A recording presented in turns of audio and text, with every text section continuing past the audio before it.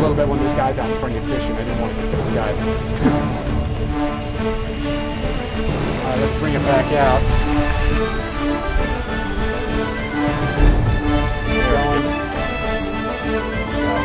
Man, that's awesome the way it comes in. We'll do another takeoff here. Hey folks, Rich here at RC Informer. Today I have a video of a conversion that I did to my Dynam Spitfire on floats.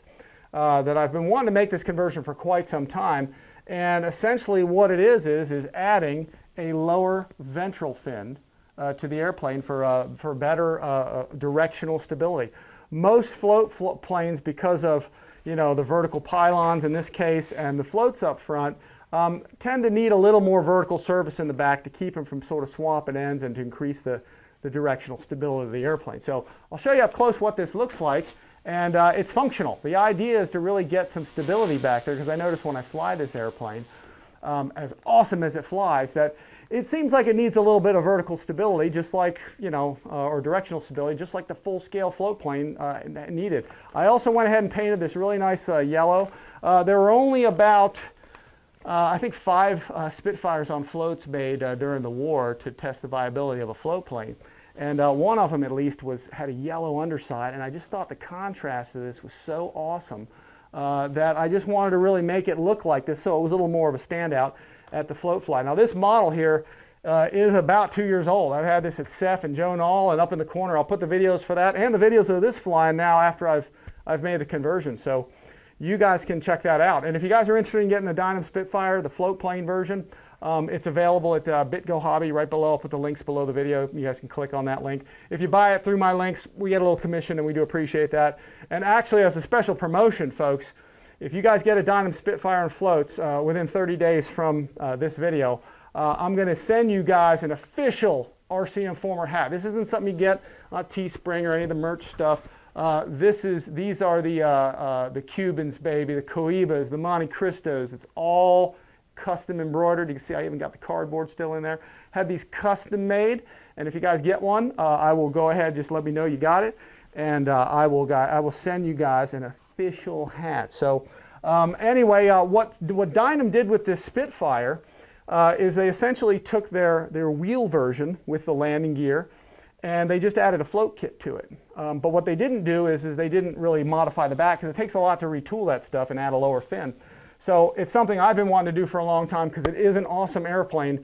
You pretty much, although it's a smaller airplane, you pretty much own the float field when you're flying one of these, because everybody has a de Havilland Beaver or a Cessna or something, and here you are with a World War II fighter plane that really existed. So, and especially with this new paint job, it really stands out. So anyway, without further ado, let's start in with the video of actually modifying that tail. Before I put it on, I'm going to go step by step through this thing, and here we go. First things first, I'm just going to sort of wing it on this whole thing as we do this, as we put the wood in here, and I'll show you a couple things off the bat. But you can see the difference in some of these pictures I'll throw up there, what the stock or what the tail looks like on the full-scale Spitfire on floats. You can see that lower ventral fin. So we got to remove a couple things here. Mine didn't have a lot of glue on this thing, so I just popped this out. And all this thing is this is the tail wheel mount for the normal landing gear version of this airplane. So you can see you can remove this. At least mine didn't have a lot of glue on it, as you can see. Again, that comes Dynam sometimes like that. But just removing this screw right here and removing this, there was a push rod that went way back up in there that I pulled out as well. And I'm just going to pull this thing off. You can see it has 2 nice flat spots. Pull this thing out here again. That was where the tail wheel went with the set screw. And I may or may not use this as, what I might do is cut a slot here to put the vertical surface in there. And then you can see as I go over here, I'm going to pop this back into place, because I'm probably going to be removing it and taking it out. The vertical ventral fin is going to start around here. It's going to come back around here. We're going to have to extend the rudder just a little bit. And I'm going to kind of zoom onto this area here just a little bit, and you can see I never glued mine in. I actually kind of just popped mine in place, and I'll probably glue it in now. But there's 2 screws here. This one just puts the elevator in, this one back here, and this one right here is what pops the rudder in place. And once you remove the linkage, you can see here, you can get your rudder out. And if you haven't done this, or you got a new plane you want to do this to, you can do it while it's on the airplane, but it might be a little easier to do it just taking it out. So anyway, we're going to start with the modification of this and extend our rudder down a little bit and make this sort of flat and squared off, just like you can see here in the picture, just like the full scale one was. And then once we're done, we'll glue all this back in. I'm probably going to put some foam tack on this thing as well to secure this in place. You can see my hinges actually hold up well. It looks like it's cracking, but it's really just the paint. I'm pretty sure they laminated this because I've been beating this up on the float field and I haven't had any problems with it. But anyway, let's get on to just kind of modding the tail of this thing and getting this squared off, just like the full-scale float plane was. Now, there's probably 100 ways to do this thing, but the way that I decided to do it was to just cut the end of this thing off with a razor knife of some kind, and then using a sanding bar, just sort of sanding this off as best you can, up and down. It's real easy to cut through, folks. It's just foam. I do this because I like to have a flat edge to glue more EPO foam on, to sort of square this baby off, just like the picture says. You want to use a sharp razor knife. If you have a hobby knife, that'll work. I've been finding lately that this razor knife right here that I use, this is one, actually I'll put a link below on my Amazon store. I have an Amazon storefront I started with stuff that I use. Not a bunch of junk for you guys to buy, but stuff that I'm actually using. And this has been a real nice razor knife that it'll actually extend, and then when you want to lock it, you just pull this back. It locks it into place and you have a nice sharp. Plus it's a snap-off type knife. So using this little deal here at the end, you can grab onto this and break that off and you get a brand new edge. So it's worked out well, and I permanently use this now for pretty much everything. So using this thing right here to, again, carve that thing off and get it nice and flat and sand it down, we're now ready to add a little bit of scrap EPO foam from an old busted plane that I have. With a little bit of luck, I was able to find another control surface that was similar to it. And if you can find something similar, then it makes kind of life a little bit easier, a little less carving. This is off an FMS Corsair, but what I'll do is just line the two of these up. Once again, using my hobby knife or other, I'll just kind of carve around here, and I should have an exact match. Then I can just kind of cut it off there. Glue that whole thing on, and then we can kind of just shape it from there and then paint it, and we should be good to go. So we're going to cross the Corsair with the Spitfire. After the first cut, you can kind of see what we got here. As long as you just sort of follow this, I just went ahead and scored it here. Remove this, cut it with the knife. We have a nice, really close edge. Now here's where I'll take Foam Safe CA, preferably some gap filling stuff. I'll glue this in place, and then we can sort of just let it dry and then trim the rest from there. You can see here how it looks glued in place. I used a little kicker just to sort of accelerate a little bit, just chop the end off it. Now that we got it off there, we could start to shape it with a knife and with sanding blocks. Now, just reattaching the rudder temporarily gives you an opportunity to use a straight edge so you can line up the bottom of the fuselage. Then with your knife, you can just very carefully just score a line along there, and that'll give you a nice straight edge, so that when we put our vertical fin on there, we'll have that nice straight edge just like we see on the full-scale airplane. The next step is just to sand everything up here and make it nice and smooth. Using your hobby knife, you can shave a little away as best as you can. And then, using a sanding bar or whatever you have, just kind of sand it all down, taper it, kind of sight it down. This is just sort of where I have mine. In its rough phase, what I'll also do is I'll usually take some CA now that these foam cells are kind of opened up. I'll get this wet and let the foam sort of absorb some of the CA. Let it kind of dry, and then you can sand it all down and it makes a smooth surface. Now, it is a Dynam airplane, so everything is a little bit rough on the thing. So if you do too good a job, it's going to actually look too nice, and you don't want to do it. That's one of the nice things about these Dynam airplanes is that you can get a rough finish and it'll still kind of match the rest of it. I'm doing my best to kind of make up for these sort of slight curved surfaces here, and you can kind of sort of get the anatomy of that kind of sanded into it and get everything all nice and smooth. Also, you can see here what I did off camera, and sometimes, guys, you got to make this stuff up as you go along, but you can see right down here, I decided instead of that plastic piece just to take pretty much kind of like we did back here, just take a plug of just scrap EPO foam, CA'd it in place, and then sanded it down with use the sanding bars around it nice and smooth, because we're just going to cut a notch in there. Also off camera here, I went ahead and cut my rudder, or my vertical or my lower ventral fin, and how that is going to be. Of course, this edge here is going to insert into here. We're going to cut a notch, so that's going to go up into there. And then this thing is all going to integrate and just look really, really nice. It looks like the point of this thing, you know, looking at the pictures here, the point of this thing comes just ahead of the elevator. So I'm going to kind of run it right up to here a little bit, and this whole thing will insert in there, and then we'll get this on, and it really should look pretty nice. The next step is just to cut a trench right along here where we can insert this thing, this ventral fin. And you want to make sure it lines up here with the rudder. Make sure it's vertical. If it's off a little, it's not the end of the world. We're really just using this, again, for some yaw stability here. Also noticed I put a couple notches here with a just with a round file because I am going to be blocking up these two holes that hold the rudder and elevator on. Not that we really ever need to take them off, but if we ever had to, we could probably just stick a screwdriver in there sideways and in a diagonal fashion at least get down into them to unscrew if we have to. So pretty much the next steps of this thing, the next most important thing that I actually already kind of did a little bit is I went ahead and, like I talked about earlier, put some CA on this, sanded it, get it nice and smooth so it's almost ready to finish. And in fact, you can finish it off and paint it if you want to. Now, the order of this is not really that critical. But the next thing I want to do after finishing off this down here as well, get everything mostly finished, is to insert the rudder. Okay, get it back in its position where it's supposed to go here at the top. Line everything up, and then do a final securing of your rudder in order to glue it in place. I'm going to stick some foam tack right on here, and go ahead and insert my screws right into here, and get the vertical stabilizer all glued into place and fixed in position first.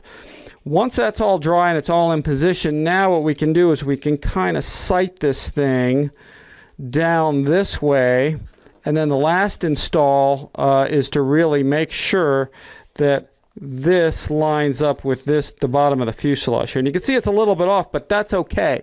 We're going to do a final gluing of this thing, and then once it's in position, using a flat sanding bar, I can sand that flush, and then as a final install my stabilizer here, because you want these two to be parallel to each other. You don't want this to be rubbing or grabbing or whatever, and you'll always be able to sand it away later, but we want to have that look where the bottom of the fuselage just lines right up with that rudder, and it's turning in there nicely. So get our rudder secured first, and then we'll get our ventral fin secured in place last. You can see here the rudder mostly finished off here. You can see I did paint it. I went ahead and went over to Lowe's.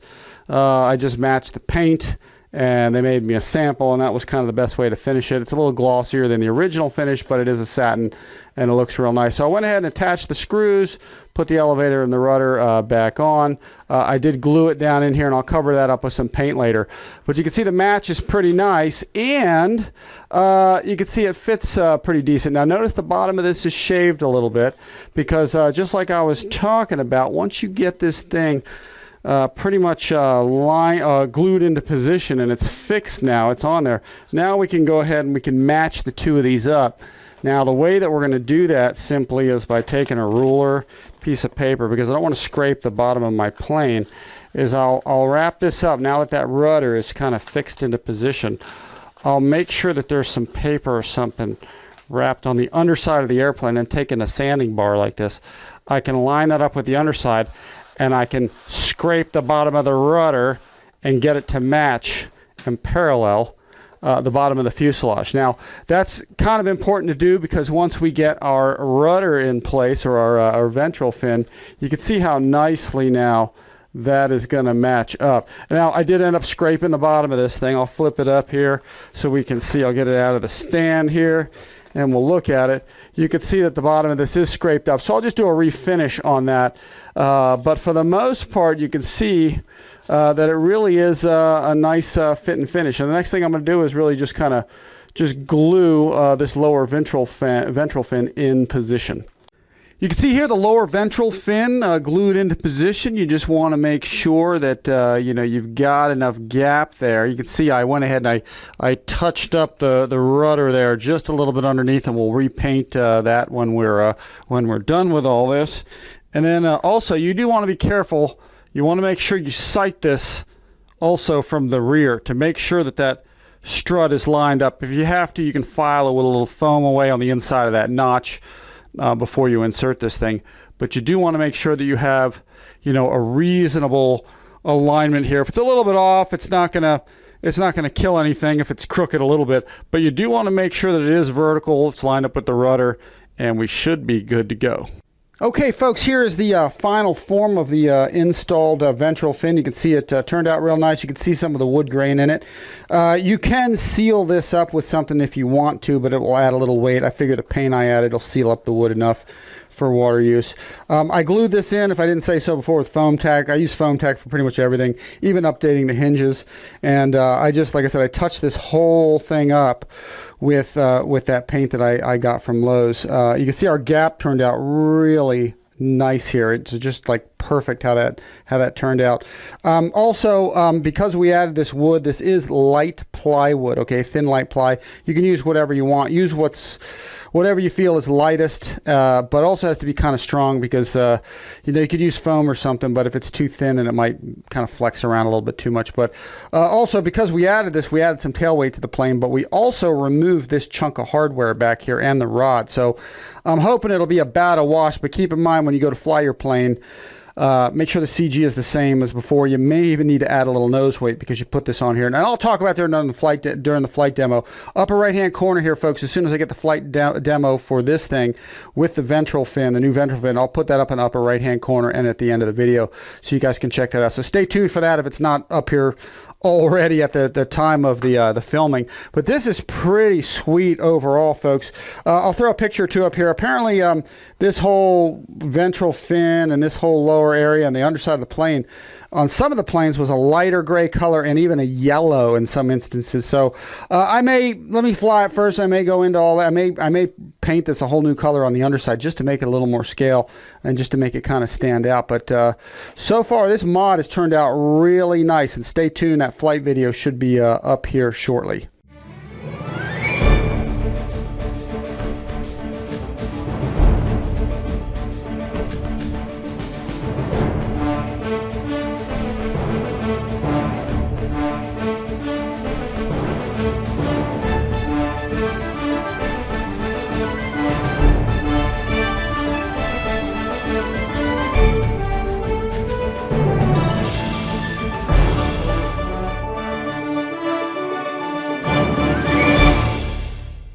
Okay, folks, that pretty much concludes this video on the tail fin conversion. After I just did those prior clips here, obviously I painted it yellow. I just wanted to really have it contrasty. The gray to me just seemed a little bit too dull. At the very least, I think if you put a lighter gray shade on the underside of the airplane or this yellow, it just really stands out and really looks nice. And it does add quite a bit to the directional control or directional stability of the airplane. And again, folks, this is just a real standout at the float fly field. There really aren't, again, there were only 5 Spitfires on floats made during the war, and it is just one of the coolest things to see out there, and it flies just so nicely as well. Again, check those videos out up in the corner. Links are below. If you guys get one, I'll send you a hat. Please like and subscribe to the RC Informer YouTube channel. Hit that bell down in the lower left corner below the video. And that'll give you notifications for any new videos come out that I put out on RC Informer. So once again, folks, I appreciate you watching this video. And as always, folks, we will see you next time. Man, that's awesome the way it comes in. We'll do another takeoff here, Steve.